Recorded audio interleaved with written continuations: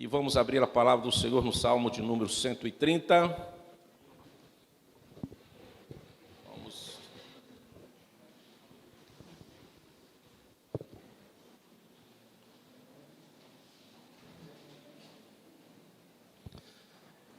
Irmãos, Salmo 130. Nós temos hoje uma oração penitente, para que não haja confusão a respeito dos salmos penitentes e os salmos de romagem. O Salmo 130 não é um salmo penitente, é um salmo de romagem, junto aí com outros 15 salmos, salvo engano.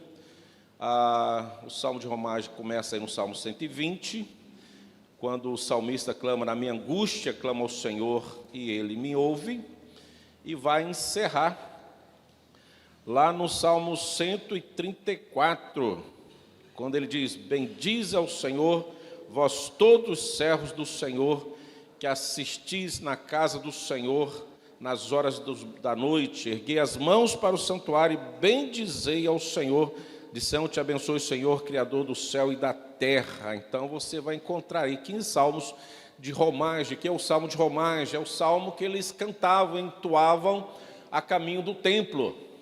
Quero até recomendar, por ser um EBD, uma escola dominical, e aprender uns com os outros, né? Irmãos, decore os salmos. Tenho andado, graças a Deus, Deus tem me dado a oportunidade depois da dengue, né, de maio, um pouquinho aqui de junho, e uma deficiência que eu herdei aqui na minha vista esquerda, de retornar com muita alegria aos hospitais, porque nós temos alguns irmãos internados. E coloquei como prática, para exercitar a mente, não somente a leitura singular da Bíblia diária, mas a decoreba da Bíblia. Então, nós temos decorado alguns salmos. E indo aos hospitais, sempre alguém nos chama: o senhor é pastor, então visita aqui, visita ali, e a gente sai orando. E eu vejo que as pessoas exercitam muito a mente com aqueles quebra-cabeça. Um monte de livrinho de quebra-cabeça, o cara está lá no hospital, doente, aí marca lá o X, acha a palavra, caça a palavra aqui, caça a palavra, joga, nada contra. Mas, irmãos, veio na minha mente uma coisa que é melhor para a mente, é decorar a Bíblia. Eu não tenho uma facilidade, né? Eu não sou bom decoreba. Para me decorar um versículo, eu tenho que ler ele 150 mil vezes, para me lembrar dele literalmente. Então, dar referência é muito, muito difícil para mim. Mas tem gente que tem uma facilidade de decoreba assim. Lê uma página, fala todo, né? Tem uma mente fotográfica, graças a Deus por isso que continue assim. Então, decore a Bíblia. Então, não é um voto que eu fiz, mas é um desejo no meu coração voltar a decorar muitos textos. Nós temos decorado aí alguns salmos de romagem, e agora eu quero lembrar, e quero um dia, quem sabe, né, recitar sozinho, estou quase lá, todos os livros da Bíblia, de Gênesis a Apocalipse, que eu já sabia, inclusive era cantado na UCP, não sei se a UCP canta ainda, de Gênesis a Apocalipse, os livros, tem uma música que ensina, né, e você vai cantando, né, Ruth? Vai cantando, Gênesis do Levítico, aí você decora. Viu como eu canto bem e decoro bem, né? Vocês viram aí, né? É um detalhe para vocês. Então, decore. Faça da Bíblia o seu passatempo. O seu passatempo. Se eu posso melhorar, porque já existe essa marca e passatempo, né? Faça da Bíblia o seu ganha-tempo. Amém? Decore a Bíblia. Fica lá 5 minutos decorando um versículo, recita, vai para o espelho e faz aquela cena maravilhosa, aquele espetáculo diante de Deus, e você recitando a Bíblia ali, você e Deus no seu lugar secreto, né? Daqui um dia você vai caminhar na rua, você vai ver uma situação, e aquela palavra vai gerar do seu coração, e a sua língua vai pronunciar, e algo novo vai acontecer. Então, fica aí uma dica: não espere chegar no hospital para encontrar um instrumento para exercitar a mente. Antes de chegar no hospital, já tem instrumento na sua vida, que é a Bíblia.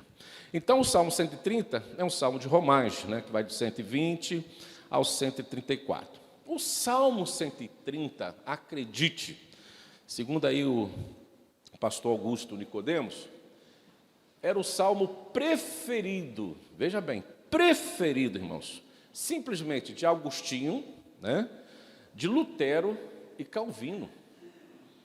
Umas referências teológicas maiores da história da igreja e da reforma protestante. Agostinho, Lutero e Calvino. Era o salmo preferido deles. Eu fiquei entusiasmado com isso, né? Você deve ter o seu salmo preferido, como eu tenho o meu, né? E os deles, esses 3 homens de Deus que viveram uma época complexa, difícil, eles tinham a preferência, que era o Salmo 130. E não sendo um salmo penitente, né, o salmo penitente são outros, o mais conhecido é o Salmo de Davi, o Salmo 51, mas nós encontramos neste salmo uma oração de penitência, né, que significa para nós, né, crentes reformados, evangélicos, nada mais do que arrependimento. O desejo de crucificar a carne, o desejo de reconhecer e perceber o pecado e, custe o que custar, você se torna um penitente espiritual, dizendo, eu não faço mais esse negócio. Não é mais para mim, doa quem doer, eu vou gemer à noite, eu vou tremer, eu vou sentar a cabeça na parede, mas eu não vou pecar mais. Isso é penitência. E você ora pedindo a Deus, olha, Senhor, esse pecado eu não quero mais. Às vezes você, sem perceber, você pratica uma penitência. Pastor, que é isso? Quer ver? Quem já não fez assim um voto, ou quem sabe nem fez um voto, ou sentiu um desejo de fazer um regime? Eu já tentei tantas vezes. Eu confesso que eu já menti tanto para mim no dia 31 de dezembro à noite. Quantas mentiras eu já fiz no dia 31 à noite? Meu Deus do céu. Eu confesso. Se Paulo fala que ele é o primeiro pecador, não é novidade nenhuma dizer que eu já pequei no dia 31. Quantas promessas eu já fiz para mim mesmo no dia 31 e não cumpri? Este ano eu vou pedalar, eu vou caminhar, eu vou correr. Este ano vou fazer aquele regime, vou ficar beleza. Este ano não perco um culto de oração, esse ano vou à igreja, esse ano vou... Mas quantas coisas você já prometeu e você não fez? Mentira, tem que assumir. Mas pastor, você mentiu para você mesmo. Mas uma vez que você assume essa promessa, por exemplo, quem é chocolatra aí, levanta a mão, eu sou. Quem é chocolatra? Quem gosta de chocolate? Mas gosta mesmo, é aquele negócio de gostar, né? Gosta ou não gosta, irmãs? Confessa o pecado, irmão, não é problema não. Confessai os vossos pecados uns aos outros. E com certeza ninguém vai colocar um chocolate na sua frente para você não pecar. Eu vou comer tudinho, mas não coloco na sua frente, você não vai pecar por mim. Quando você fala assim, não vou comer mais o chocolate, e você gosta muito por algum motivo, ou por saúde, ou quem sabe, esse jejum que não tem nada a ver por aí, né? Um jejum de uma coisa, isso aí é penitência. Você está se sacrificando para quem sabe, por uma melhoria de vida, uma qualidade de vida melhor. Só que a maioria das vezes das nossas penitências, que nós estipulamos para nós visamos o bem-estar pessoal, individual, no que diz respeito à minha saúde, no melhor desenvolvimento da minha vida, talvez assim procurando no futuro não colher coisas complexas na saúde, né, pelo um desvio culinário do momento. Você pensa assim, para se dar bem por ti. Mas raramente a gente vive uma penitência dizendo assim, olha, eu vou parar de mentir, eu vou tremer os lábios, eu vou cochilar, eu vou ficar doidão, mas eu não minto mais em nome de Jesus. Eu vou parar de ter inveja. Em nome de Jesus. Eu não sinto mais inveja. Aí você começa uma penitência para um crescimento, um amadurecimento espiritual, e não por uma dieta diet para ter um corpo perfeito e uma saúde perfeita. Mas você começa uma penitência para ter uma vida espiritual sadia. Você começa a identificar o seu pecado, identifica o pecado que está em si mesmo, e aí você começa uma luta, uma batalha sobrenatural com a sua carnalidade, com a sua vaidade, com a sua particularidade que só Deus sabe, você, e talvez a esposa sabe também, né? E você começa aquela luta, aquela batalha espiritual contra a carne, numa penitência buscando a santificação. Eu não vou mentir mais, não vou falar mal das pessoas, não vou reclamar, não vou murmurar, né? Vou começar uma penitência espiritual, vou buscar cada vez mais o Senhor. E é nesse sentido que nós vamos colher no Salmo 130. Volto a dizer, ele não é um salmo penitente, é um salmo de romagem, mas dentro dele, nós não estamos classificando ele como salmo penitente, mas estamos buscando uma oração de penitência, onde o salmista abre o seu coração e revela a sua necessidade de perdão. E antes do perdão, ele se apresenta com o coração extremamente arrependido, buscando em Deus a bênção de Deus. É nesse sentido aí.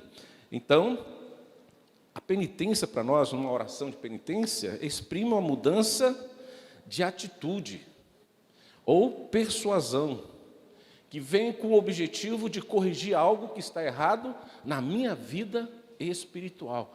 É aquela oração você e Deus, sincera.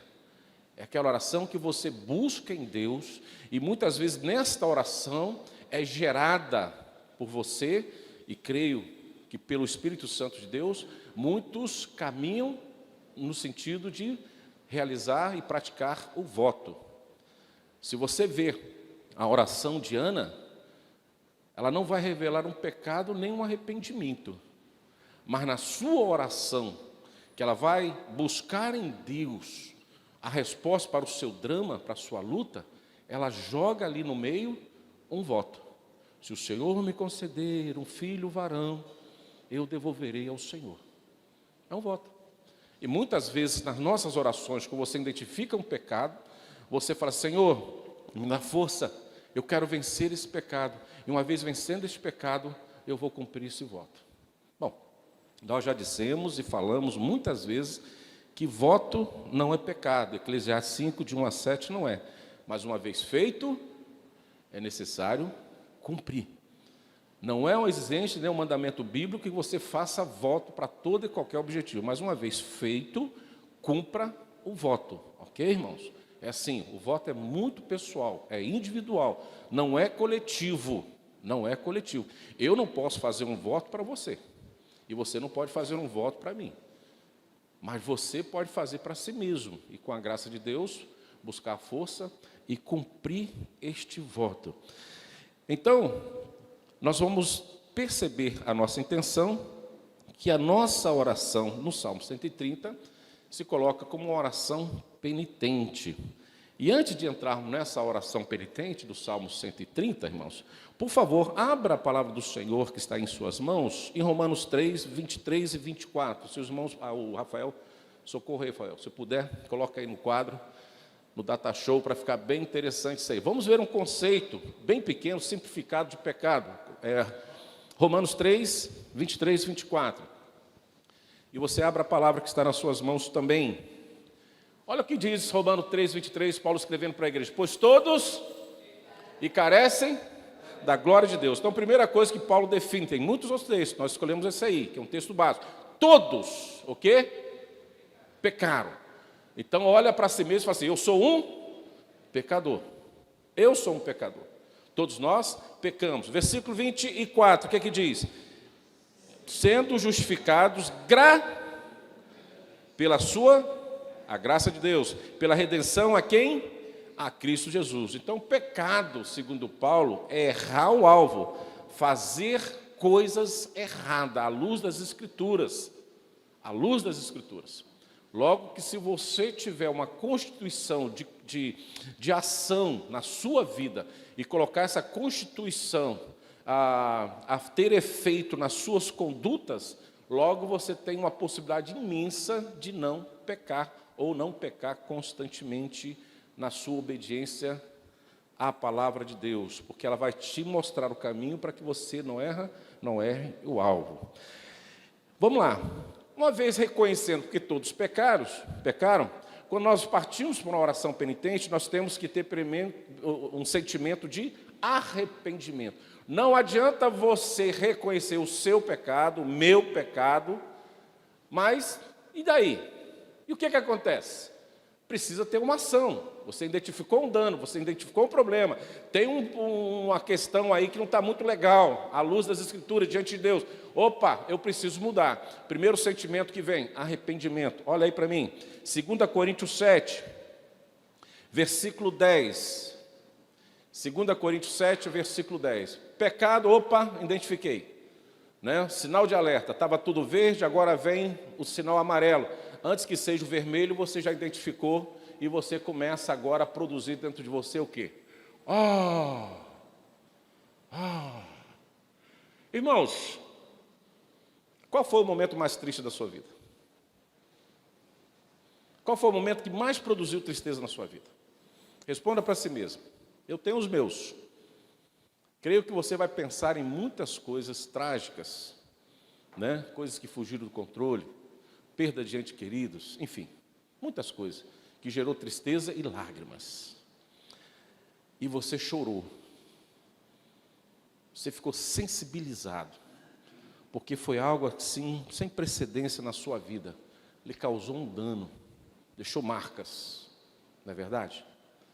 Agora eu pergunto, qual foi a vez... Ué, que pecado é esse, Rafael? Logo quando eu ia falar da tristeza, Rafael, você me deixou triste, Rafael. Tecnologia tem isso, né? A hora funciona, mas a Bíblia está aí, né? Por isso que é bom trazer a Bíblia, viu? Não confia na tecnologia, não. Vou repetir para você, se você não achou o texto, 2 Coríntios 7, de 10, versículo 10. Olha o que acontece lá. Quando foi que você sentiu tristeza quando você percebeu a prática de um pecado? Qual foi a última vez que você chorou quando se encontrou com a palavra de Deus e percebeu, opa, eu estou errando o alvo, eu estou em pecado, independente do pecado que seja, irmão, porque muitas vezes nós temos um conceito de pecadão. Por exemplo, o presbítero Carlinho, quando frequentava a UCP, lá com a tia Tereza, né, tia Tereza ensinando, ele cantava uma musiquinha assim, pecado, pecadinho, pecadão. Aí a Delminha respondia do outro lado, isso não! Né? Era um dueto perfeito na UCP com a regência da tia Tereza, que a tia Tereza não vê esse vídeo depois, por favor. Né? Não é assim que nós cantávamos? Pecado, pecadinho, pecadão. Quem já cantou? Quem já foi criança aí na UCP? Já? Tem algumas aí que passaram. Aqui eu acho que não deram essa aula não na UCP, só vocês duas, né? Mas tinha essa musiquinha, pecado, pecadinho, pecadão. Aí as crianças que estavam do outro lado, isso não! Mas eu não via problema, mas depois chegaram aí os... Deixa para lá, né?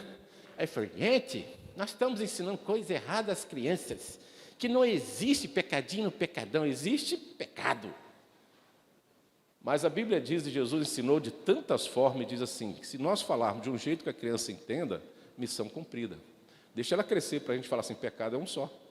Mas deixa ela entender que existe pecado de todas as formas. Mas nós trazemos esse conceito para a maturidade. Por exemplo, irmãos, alguém está disposto hoje a matar alguém aqui? Alguém? Você, Carlinhos? Pistoleiro, hã? Só de fome? Está disposto a matar alguém? Não? Não, Deus me... Estuprar alguém? Deus me livre, pastor. Mas e falar do nome do Senhor em vão? E dar uma murmuradinha? Uma mentirinha santa? Uma omissão santa? Você viu necessidade, você podia ajudar a fazer alguma coisa e você não fez. Olha só. Não, pastor, matar, não mato. Mas você, às vezes, mente, persegue alguém, é injusto com alguém, tem um funcionário e não paga o que é devido. E você é funcionário e não faz o que é devido ao seu servo, como a Bíblia instrui, tem função dos dois lados. Você entrou lá, não, meu negócio é trabalho. Passou os 3 meses, já começa a querer fazer greve, a reclamar. Não, procura outro emprego, melhor para você. Você fez um acordo lá atrás de concordar com as narrativas da empresa. Mas mudou. Por que mudou? Então procura um emprego. Mas seja justo diante do teu servo, que sua palavra seja assim, sim ou não. Mas a gente vamos, através do tempo, escolhendo pecadinho, pecadão. Mas para a criança a gente tem que ensinar o que é pecado.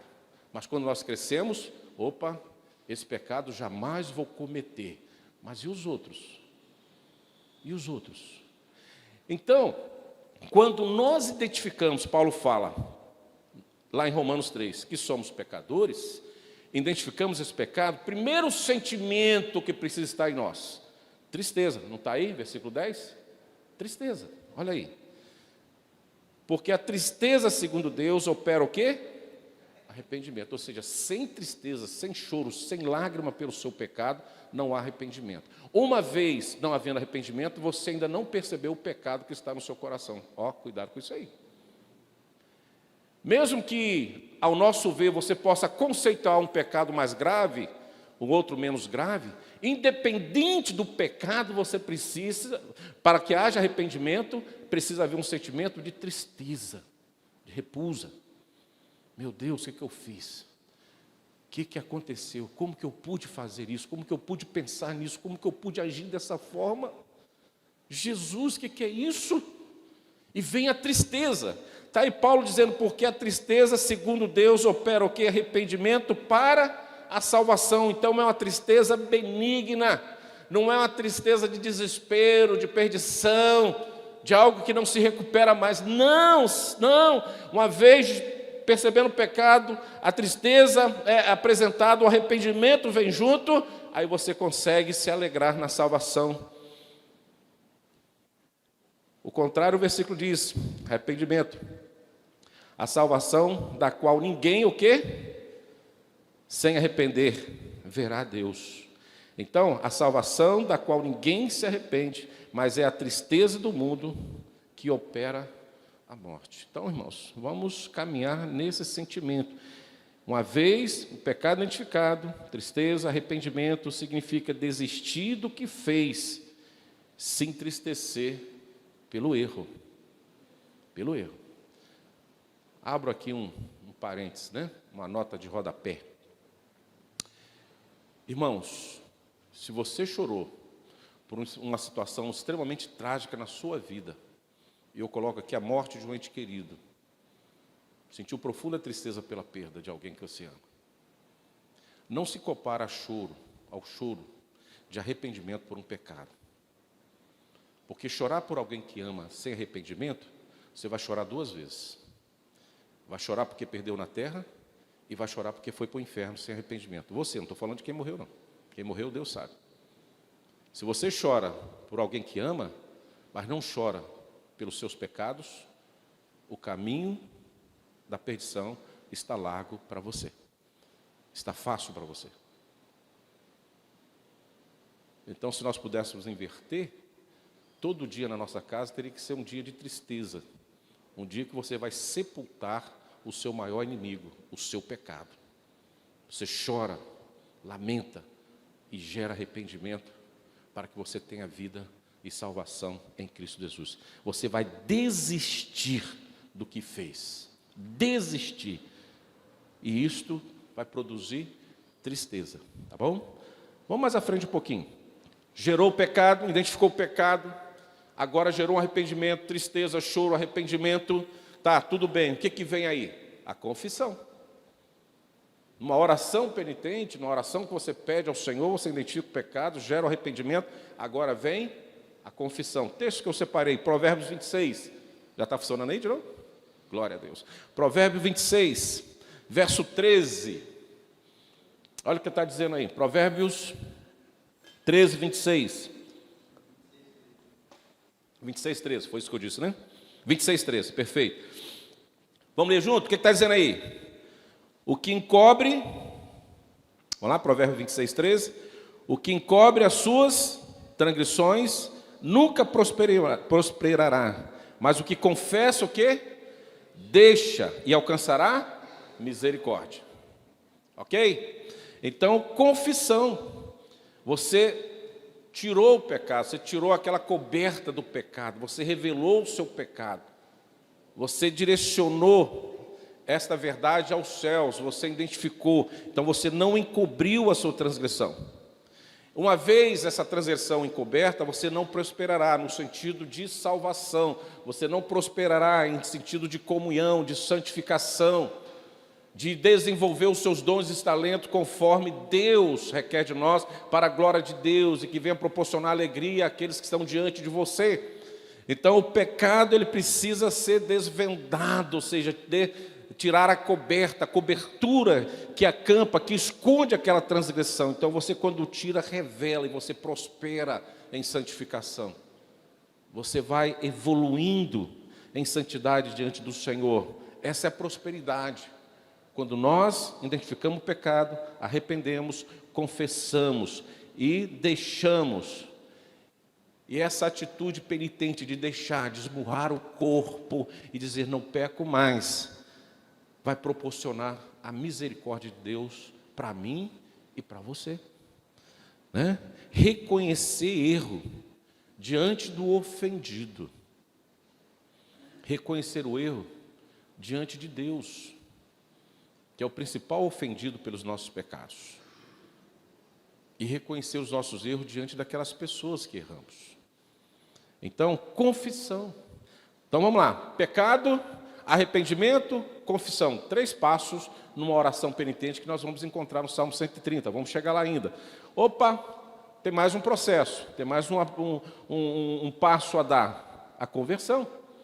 Uma vez pecado identificado, uma vez tristeza, o arrependimento é gerado. Opa, diante desse arrependimento, a confissão é colocar o meu pecado, eu tiro as amarras, tiro o lençol que tampa, tiro as cortinas, né, saio daquele ambiente fechado, harmonioso com o pecado, e agora eu revelo a quem é o principal ofendido, a Deus. Fala: Senhor, pequei contra ti, pequei contra o céu, pequei contra o Senhor. Assim Davi fez, e tantos outros homens de Deus fizeram confissão: pequei contra o Senhor.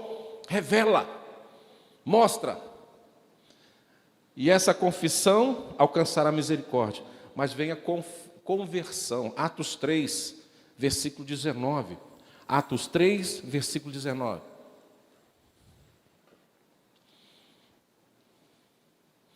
Atos 3, versículo 19. O que diz aí? Vamos lá? Arrependei-vos e convertei-vos para que sejam... Vamos lá, de novo, no início, que eu peguei uma tradução diferente. Tá aqui, voltou. Arrependei-vos e convertei-vos. Vamos lá, então, pecado identificado, arrependimento a caminho, pronto, confissão está sendo feita, agora vem a conversão. Ele começa assim, Lucas escrevendo em Atos: arrependei-vos e para serem o quê? O negócio aí é pesado, né? Pesado. Então, arrependimento de pecado e perdão de pecado, cancelado e anulação, passa pelo processo da conversão. Então, nós estamos falando de tudo que nós falamos até agora, é direcionado àqueles que creem verdadeiramente no nome do Senhor Jesus. Não vai cobrar de um ímpio, não vai cobrar de um pecador não alcançado pela graça e misericórdia de Deus a confissão de pecado, arrependimento, porque ele não é um convertido, ele está na dele. Mas uma vez nós convertidos, arrependidos, nossos pecados foram o quê? Cancelados. E o que diz mais? É só isso aí? Vossos pecados, é esse o versículo, né? Isso aí. Arrependei-vos e convertei-vos para que sejam cancelados os vossos pecados, né? Ou seja, o que é isso?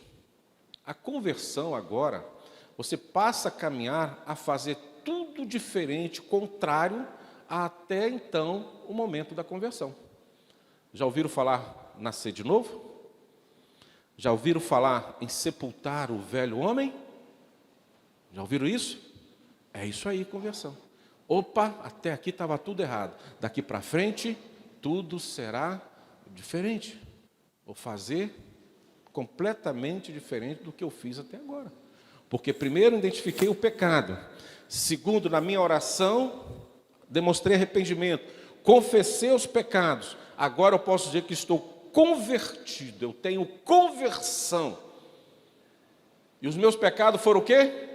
Cancelados, apagados. Olha que bênção, irmãos. Aquela tristeza do choro durou uma noite, mas a alegria veio pela manhã. Você é um novo homem, uma nova mulher, alguém especial diante de Deus. A luz estava ofuscada ao deitar, e a luz brilhou mais e mais ao acordar. Algo novo aconteceu, diferente de tudo. Opa, mas está faltando alguma coisa. Pecado, arrependimento, confissão, conversão. A cereja do bolo, perdão, irmãos. O perdão.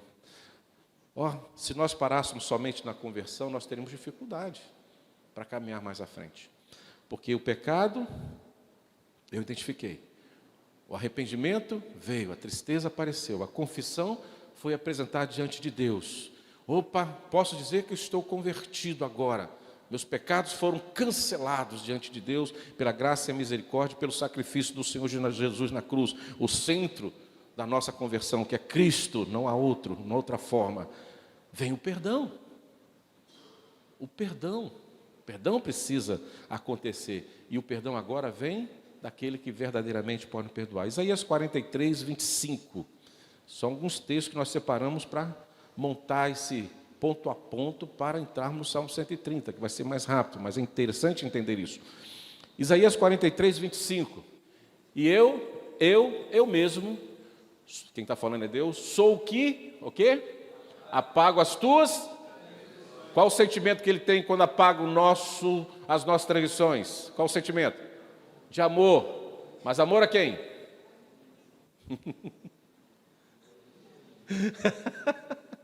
Por amor a ele mesmo.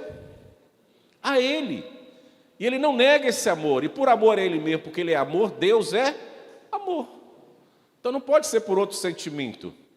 Ele ama a si mesmo. E amando a si mesmo, o que ele faz?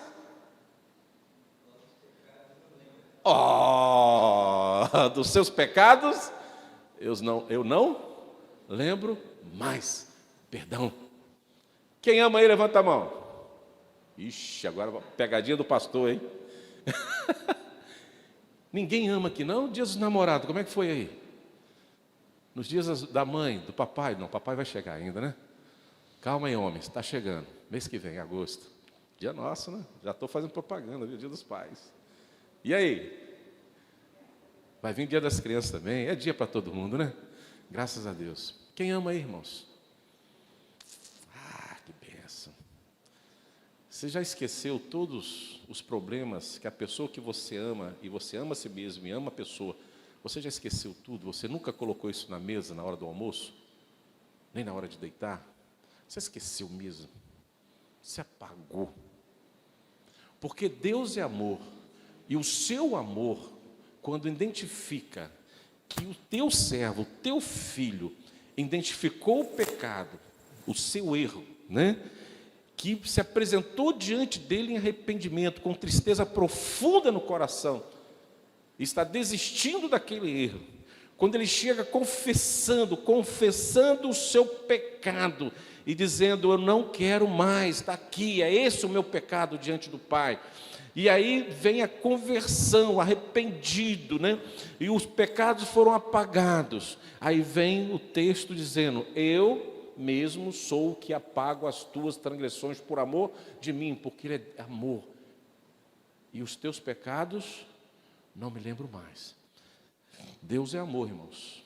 E nós precisamos ter esse aroma de Deus em nossas vidas. Amar.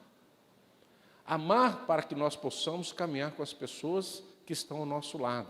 E uma vez amando, como Deus nos ama, você esquece dos pecados. Veja bem, só pode esquecer de alguma coisa quem é lembrado de algo, ou não? Então, quando nós chegamos com o filho diante de Deus e falamos, lembra o pai, pai, pequei contra ti, certo? Aí ele me ama e fala assim, olha, tudo bem, apaguei. Então, se você ama, e quando você é lembrado por alguém que te prejudicou de alguma forma, olha, eu pequei contra você, eu errei contra você, perdão, como você ama a si mesmo, você perdoa aquele que confessou os seus pecados. Você apaga, dá um abraço nele e vai caminhando com ele.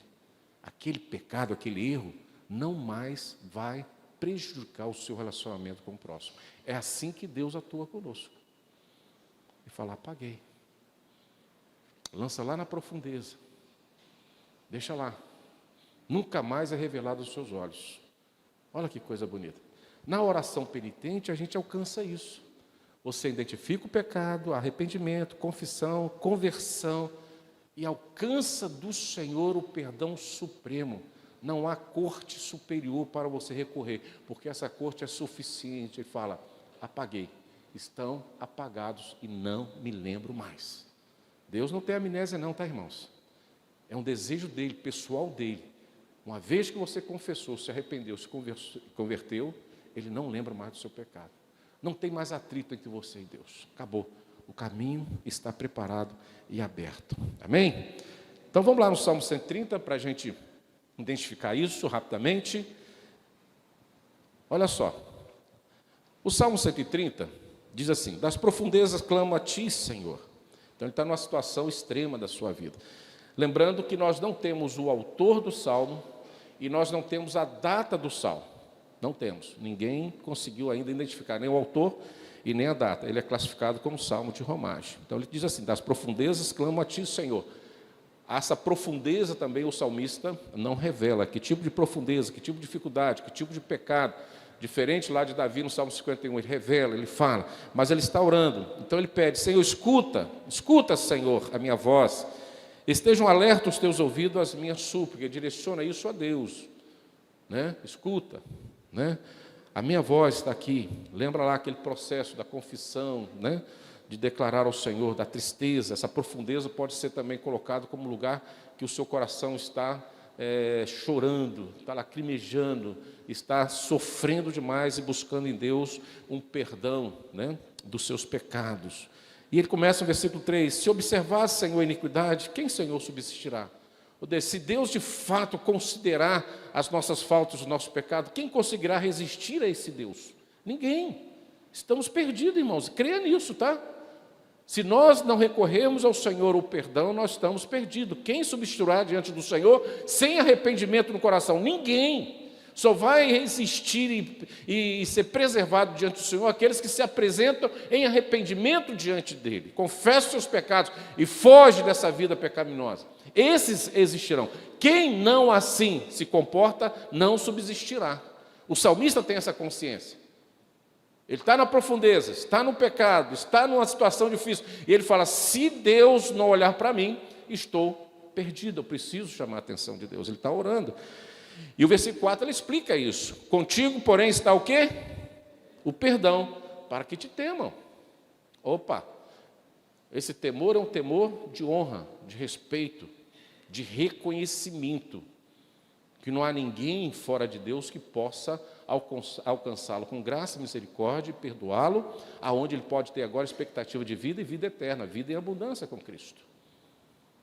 Esse é o temor que ele tem, o salmista está expressando aí.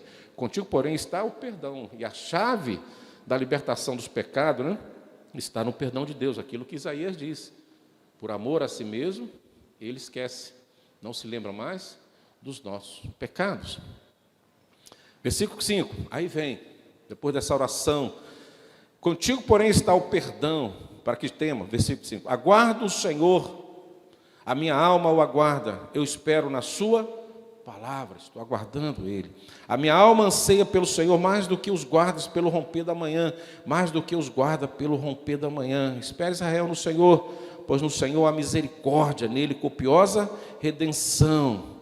E é Ele que redime Israel de todas as suas iniquidades. Muito tinha que falar, o tempo não dá.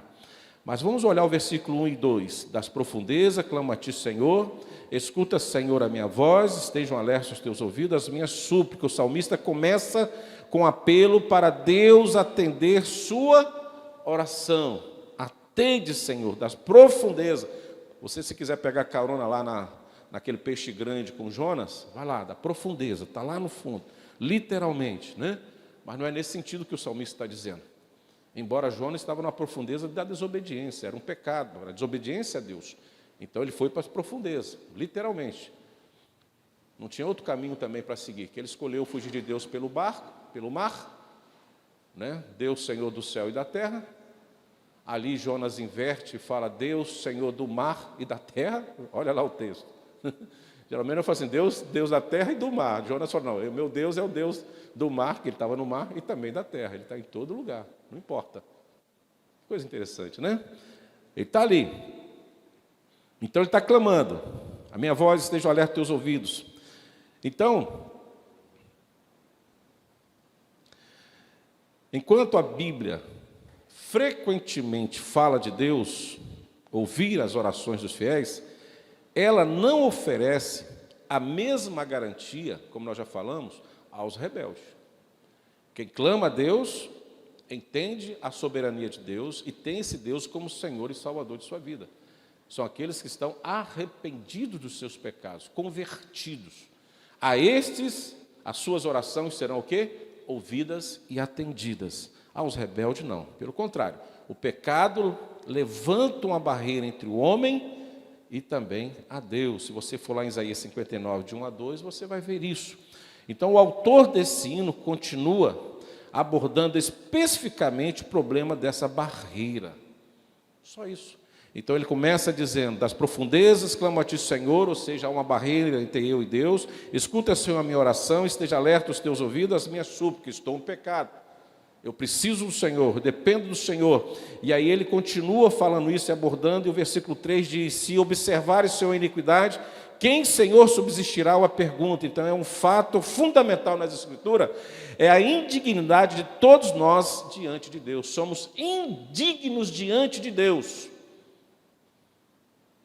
Somos indignos, né? Em cada geração, desde a queda do primeiro casal lá do Éden, desde a queda, os seres humanos têm cometido pecados contra Deus, contra o Criador de todas as coisas. Romanos 3, 23, 5, 12 fala isso. Se fôssemos julgados estritamente nos méritos da nossa causa, todos nós seríamos o quê? Condenados à morte eterna. Por quê? Porque o salário mais justo que alguém tem para receber, veja bem, o salário mais justo que alguém tem para receber, qual seria? O salário da morte. Porque o salário do pecado é a morte. Então, uma vez a Bíblia orienta, não arrependidos do pecado, há um salário para receber, a morte. É o salário mais justo que temos. Você pode ter vivido 10, 15 anos em pecado. Olha só, irmãos, o salário é a morte. Você pode viver 100 anos em pecado, sem arrependimento. Salário justo, a morte. Não há misericórdia de Deus no que diz respeito ao tempo da nossa existência em pecado. Nós temos uma fase na vida de oferecer um pouco mais de misericórdia às pessoas. Acredito que você pensa assim, e eu também penso assim. Você vê uma criança abandonada, o coração bate, meu Deus, misericórdia, né?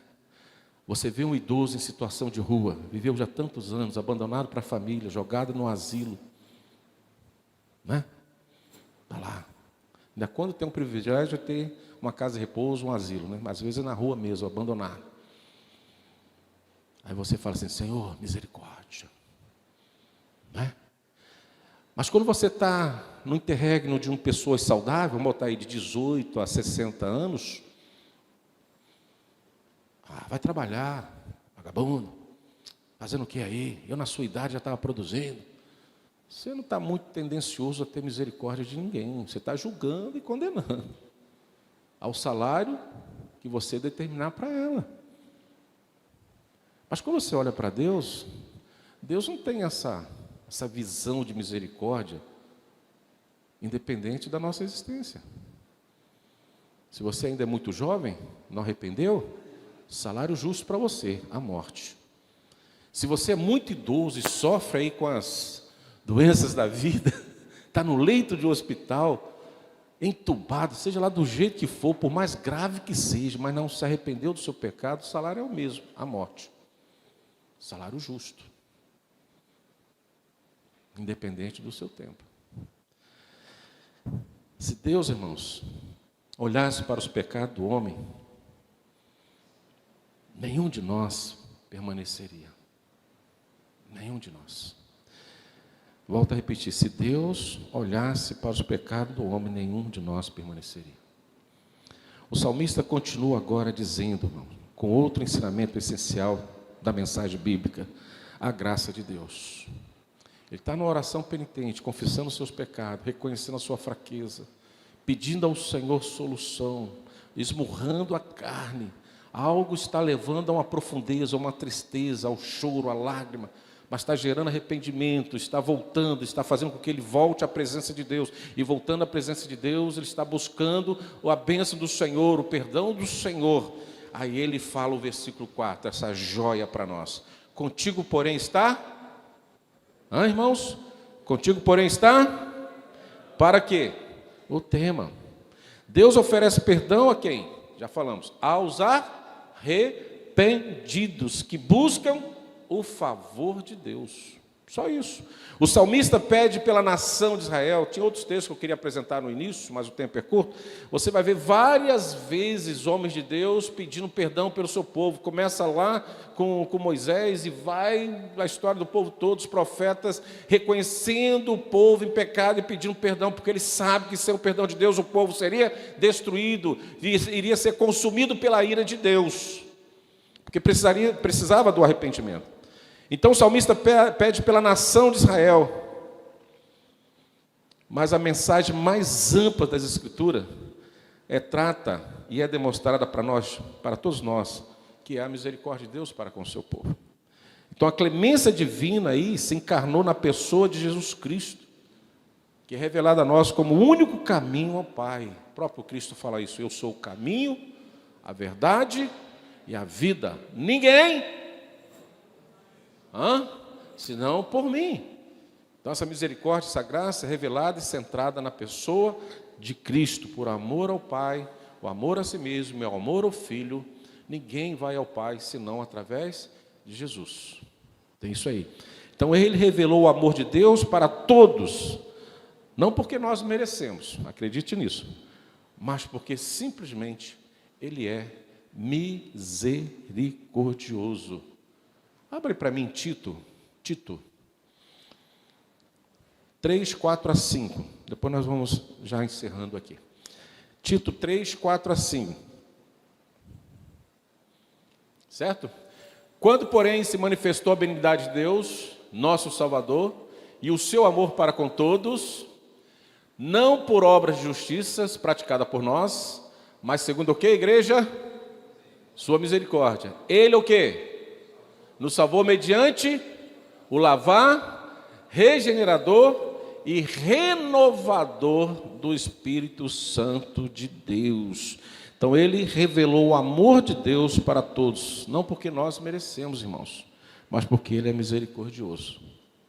Depois do apelo aí do salmista, que nós lemos até o versículo 4, estamos expondo versículo por versículo, nós vamos ver o versículo 5, 8, o final do versículo, o final do salmo, né?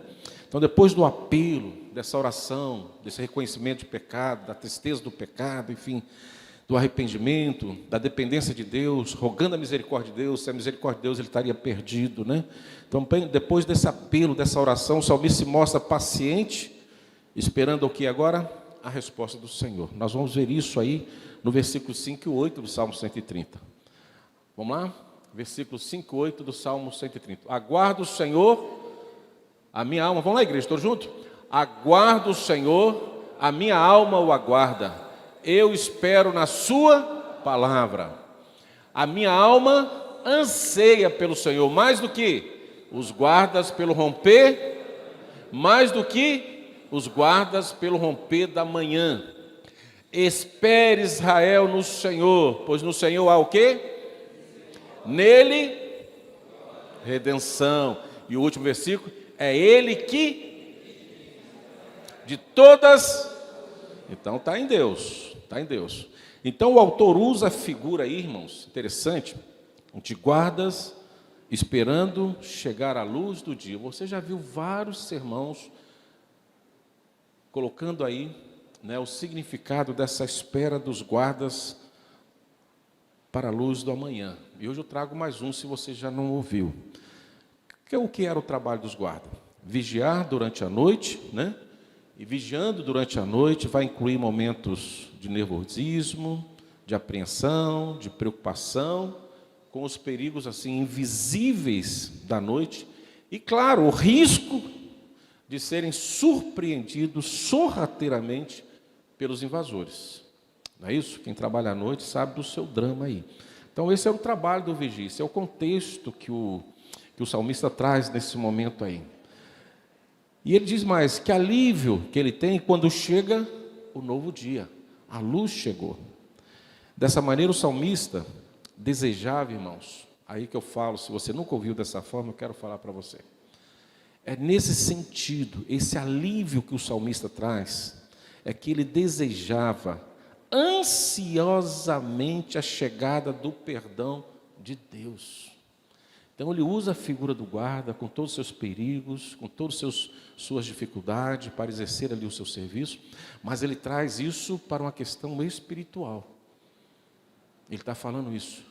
Então ele está ali desempenhando a sua função, está na oração, revelou os seus pecados, confessou os seus pecados, se arrependeu dos seus pecados, e agora ele está esperando pelo dia, para que o dia chegue, e assim chegue no seu coração a certeza do perdão de Deus. Então a chegada da luz de uma nova manhã é a chegada do perdão de Deus em seu coração pelos pecados. Sabe por quê? Porque o salário do pecado é a morte.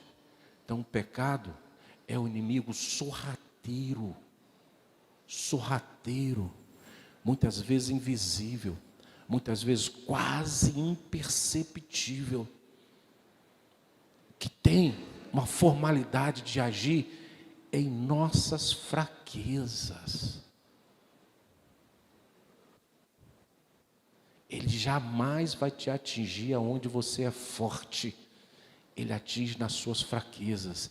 Eu, conhecedor disso, da minha fraqueza, da minha limitação, eu vou aos céus, revelo isso a Deus, me arrependo, peço socorro, peço perdão, e ansiosamente a minha oração penitente, eu aguardo o perdão de Deus, como aquele guarda que está lá, vigiando, impedindo que os inimigos cheguem, e quando chega o final do seu turno, que o sol clareia, ele fala assim, graças a Deus, deu tudo certo.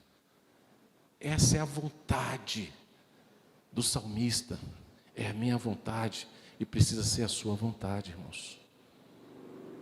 Copiosamente aguardar, como pecadores que nós somos, mas agora confessos, mas agora regenerados, mas agora arrependidos, mas agora convertidos, agora estamos clamando pelo perdão, e estamos ansiosos pela manhã, para que esse perdão chegue através da graça e a misericórdia do Senhor, e os nossos pecados sejam apagados, esquecidos por Deus, e aí sim, nós temos gerado em nós a alegria.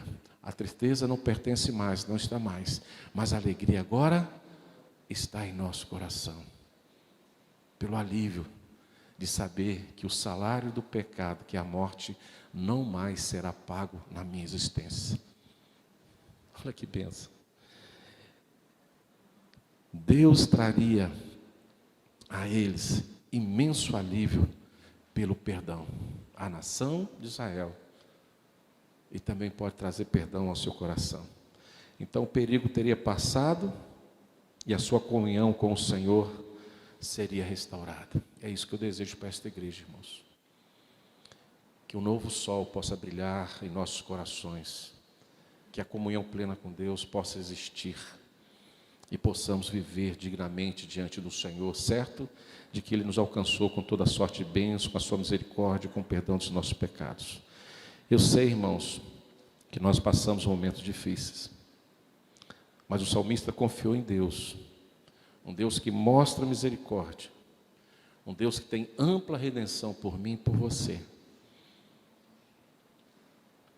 Então, se passamos momentos difíceis, por consequência dos nossos pecados, devemos demonstrar o arrependimento e buscar a redenção divina em Jesus Cristo. Amém? Nas profundezas, a Ti, Senhor, eu clamo. Feche seus olhos. Qual é a profundeza da sua vida? Qual é o pecado que está caminhando lado a lado com você? Quem sabe já é um amigo íntimo da sua vida.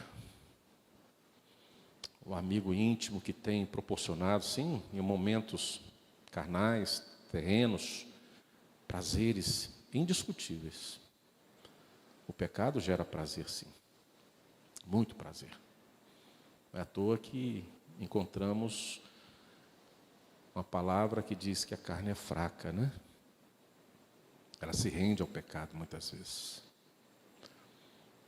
E uma vez rendido ao pecado, podemos caminhar em alegria. Mas lembre, irmãos, que lá na frente a consequência desse pecado é tristeza. A consequência desse pecado é morte. É a segunda morte.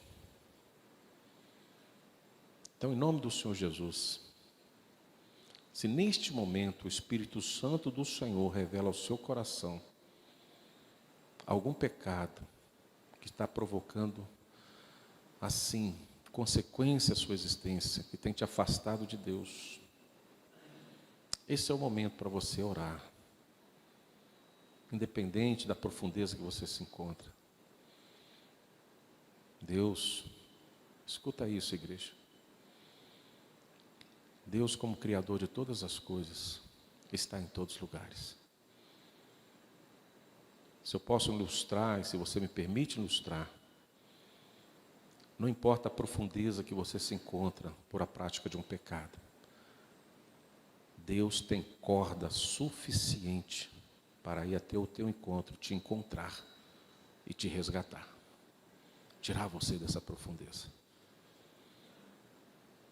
Deus vai ao teu encontro. Mas que haja no seu coração hoje o reconhecimento de pecador, que haja no seu coração a tristeza que gera arrependimento. Que haja hoje a confissão, revele, tira o lençol que está tapando os seus pecados e fale com Deus. Ele é o principal alvo das consequências da nossa desobediência. Nós pecamos contra Deus. Você não peca contra mim, você peca contra Deus. E só Ele tem um salário para o pecado, eu não tenho. Uma vez revelando e confessando, irmãos, creio que está acontecendo a conversão verdadeira, transparente no seu coração nesse momento. E uma vez isso acontecendo, oh Jesus, amanhã chegou, o sol nasceu, a luz está brilhando, porque o perdão de Deus chegou no seu coração. Você está perdoado dos seus pecados. O dia chegou, a alegria está sendo gerada e a comunhão com Deus foi restaurada para a glória de Deus e para a nossa alegria. Toma o teu povo nas tuas mãos, Senhor. Toma o teu povo nas tuas mãos. Revigora as suas forças. Perdoa os nossos pecados. E restaura a nossa comunhão com o Senhor. Acima de tudo. Acima de tudo, Deus. Restaura a nossa comunhão com o Senhor. E perdoa os nossos pecados. Em nome do Senhor Jesus. Amém. Ide em paz. E que o Deus da paz os acompanhe sempre.